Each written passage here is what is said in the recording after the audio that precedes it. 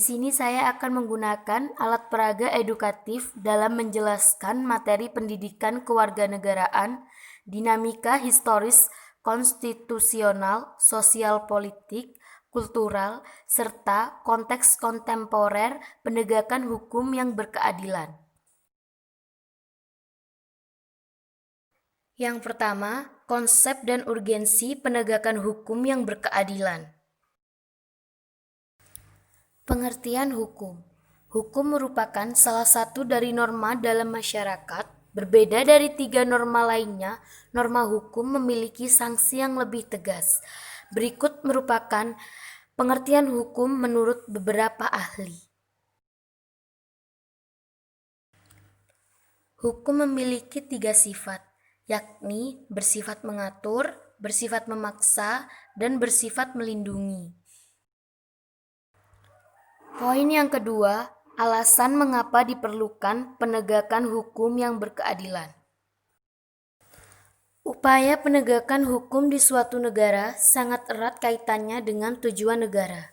Tujuan negara Republik Indonesia dapat kita temukan pada pembukaan Undang-Undang Dasar 1945, yakni pada alinea keempat.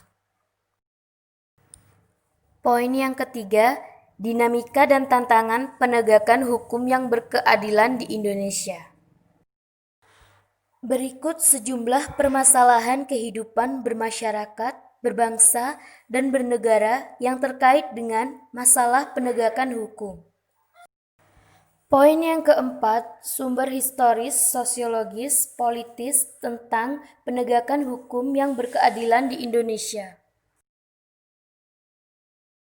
Agar negara dapat melaksanakan tugas dalam bidang ketertiban dan perlindungan warga negara, maka disusunlah peraturan-peraturan yang disebut peraturan hukum.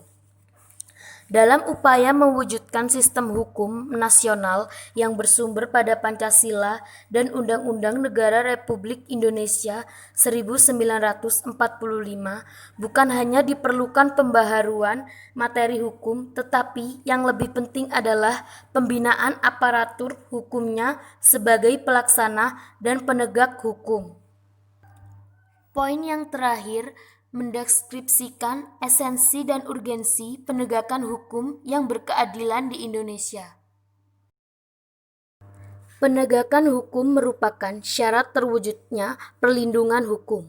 Kepentingan setiap orang akan terlindungi apabila hukum yang mengaturnya dilaksanakan baik oleh masyarakat ataupun aparat penegak hukum.